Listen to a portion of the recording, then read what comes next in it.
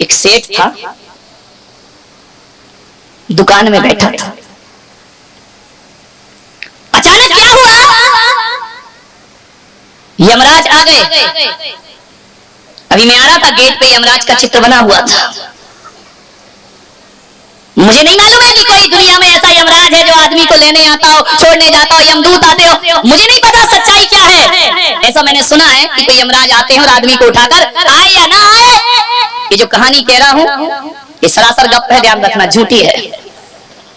सच है तो सच है और झूठ है तो झूठ है। कहानी मनगढ़ंत है, बनाई हुई कहानी है। इसे किसी पुराणों में मत तराशना कि जाके गीता पलटो, कुरान पलटो, बाइबल पलटो। महाराज ने जो कहानी बताई वो तो इसमें है ही नहीं, और जो इसमें है नहीं वो सच हो नहीं सकती है। आदमी की मानसिकता बन गई है। कुछ बातें पुराणों की होती हैं और कुछ बातें प्राणों की हुआ करती हैं। ध्यान रखिए, ये प्राणों की बातें लोगों के प्राणों तक पहुंचती हैं, तो पुराणों की बातें लोगों के कानों तक पहुंचा करती है।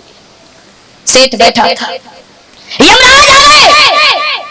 सेठ तराजू में तोल रहा था, बनिया रहा होगा। सेठ तो सब बनिया होते हैं। जैसे यमराज गए, सेठ के तो पसीने छूट गए। उसने कहा आप? बोले हाँ मैं यमराज। मैंने कहा ना कहानी गलत है, झूठी है, गप है। कहानी का तथ्य गलत है, लेकिन कहानी का तथ्य गलत नहीं हो सकता है। ध्यान रखिए, तथ्य की ओर पहुंचने का आप प्रयास करिए। यमराज ने कहा कि मैं यमराज। अरे वही तो देख रहा हूं मैं तुमको, भैंसे पर बैठे हुए। तो बोले मामला क्या है? यमराज तुम्हारे लायक तो मेरी दुकान में कोई आइटम है नहीं। बोले दुकान का आइटम नहीं, चलाने वाला आइटम तो बैठा है। बोले मामला क्या? देखो यमराज मुझे प्लीज अभी मत ले चलो। अरे बोले घबरा मत सेठ, मैं तुझे लेने नहीं आया हूँ, मैं तुझे टेर देने आया हूँ, मैं तुझसे दोस्ती करने आया। अरे बनिया ने कहा दोस्ती? बोले हाँ। बोले यार बनिया ने सोचा कि दोस्ती और यमराज से दोस्ती, ये तो लपड़ी वाला मामला है। यमराज ने कहा देखो बनिया, सारी दुनिया मुझसे डरती है। किसी की शादी में चला जाऊं तो लोग मुझे अशुभ समझते हैं, कहीं चला जाऊं तो लोग मुझे गालियां देते हैं कि मौत आ गई। मेरा कोई मित्र नहीं है इस दुनिया में, सबसे अलग थलग पड़ गया हूं मैं, मेरे से कोई दोस्ती नहीं करता है। अब यमराज से दोस्ती कौन करेगा? बोले मैं चाहता हूं कि इस दुनिया में मेरा भी एक मित्र होना चाहिए। बनिया ने कहा हम ही मिले तुमको, किसी सिंधी की दुकान में चले जाते, मेरे पास आना था तुमको। बोले बोलो यमराज क्या चाहते हो? बोले मैं तुमसे दोस्ती करना चाहता हूँ। बोले पक्का बताओ, झूठ नहीं बोलना। यमराज ने कहा मैं यमराज हूँ, अपने जैसा बेईमान क्यों समझता है? तू बेईमान बनिया, मैं थोड़ी बेईमान, मैं तो दोस्ती करने आया हूँ। तो बोले पक्का? बोले बिल्कुल पक्का। बोले दोस्ती समझो? बोले समझो। यमराज ने कहा मिला हाथ, बनिया ने कहा दूर से। तुमको पकड़ने का मतलब है कि चलो। अरे यमराज बोले यार तू मुझ पर विश्वास कर, मैं तुझे नहीं ले जाऊंगा। तो बनिया ने कहा एक बात बताओ, अब तो तुम और हम दोस्त हो गए। बोले हो गए। बनिया ने कहा बताओ दोस्ती में फायदा? अब बनिया तो बाप बड़ा ना भैया, एक्सपीरियंस बोल रहा है तुम्हारा। देखो यहाँ बैठ के भी सबसे बड़ा रुपया, ध्यान रखिए। बनिया को तो नोट से मतलब है, किसी से कोई लेना देना नहीं है। बनिया को तो पैसा मिलना चाहिए। बनिया ने कहा मित्र तुमसे दोस्ती करने में फायदा क्या होगा? अरे यमराज ने कहा यार तू पागल है क्या? दोस्ती भी फायदे नुकसान के लिए की जाती, तू दोस्ती कर रहा है कि धंधा कर रहा है? बोले यार दोस्तों को फायदा तो मिलना चाहिए। यमराज ने कहा समझ गया बनिया क्या कहना चाह रहा है। यही कहना चाह रहा है कि जब भी आओ तो पड़ोसी को ले जाना, मुझे लेने का नंबर कभी नहीं आना।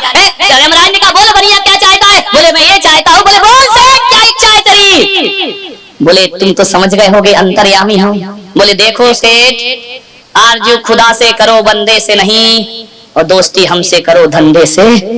तुम्हें ले जाना मेरा धंधा है, यदि घोड़ा घास से दोस्ती करेगा तो खाएगा क्या? बोले तुम्हें लेकर के तो मैं जाऊंगा, लेकिन आज नहीं ले जाऊंगा।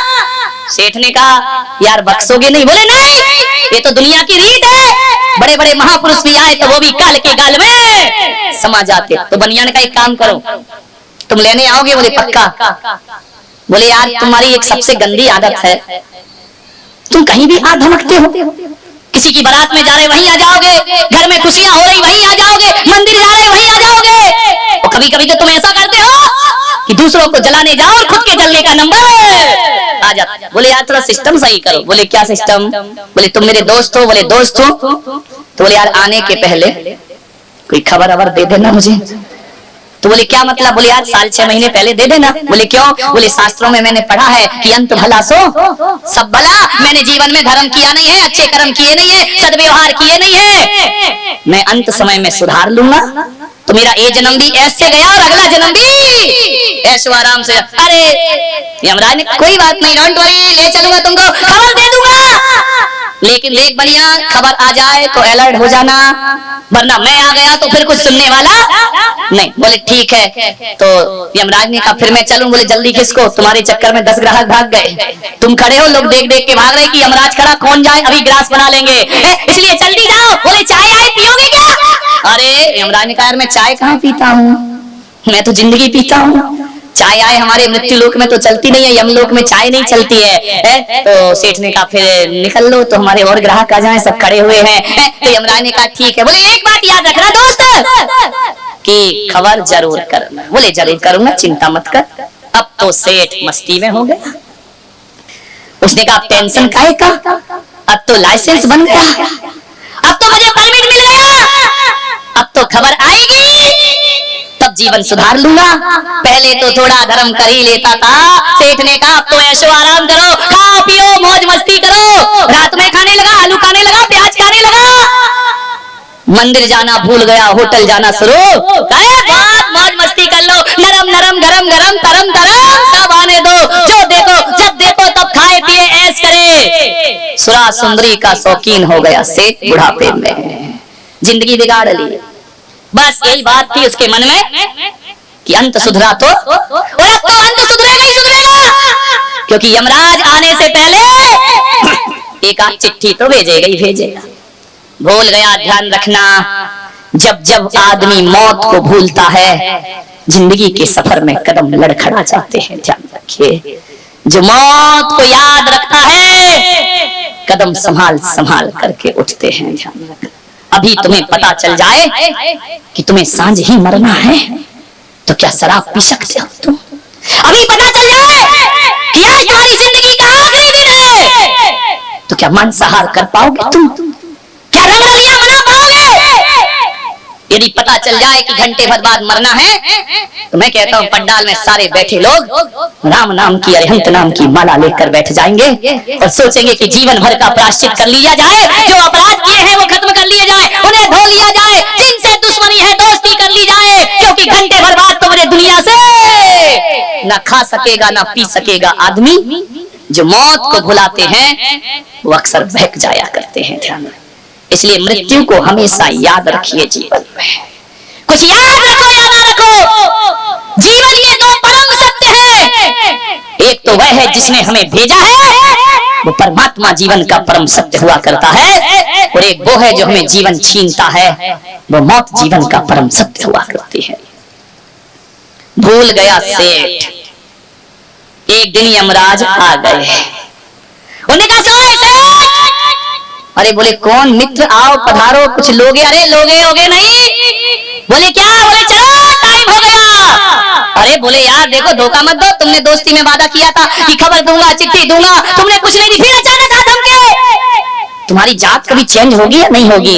उसने कहा यार ये जात बात की बात मत कर, तेरा समय हो गया, तेरे चलने का समय हो गया, चलो जब तेरे को 1 मिनट भी यहाँ नहीं रुकना है, तेरी जिंदगी की दी हुई सांसें अब खत्म। सेठ तो घबरा गया। सेठ ने कहा यार मैंने तो अभी अपने आप को बदला ही नहीं है, मैंने कुछ किया ही नहीं, ना धर्म किया, ना पूजा की, ना पाठ की, ना मैंने सत्कार किया, ना परोपकार किया, और मुझे मालूम है मरने के बाद मेरी दुर्दशा, ऐसे कृत्य मैंने किए हैं। मौत ने कहा समय खत्म हुआ, चलिए तुम्हारा टाइम पूरा हो चुका है।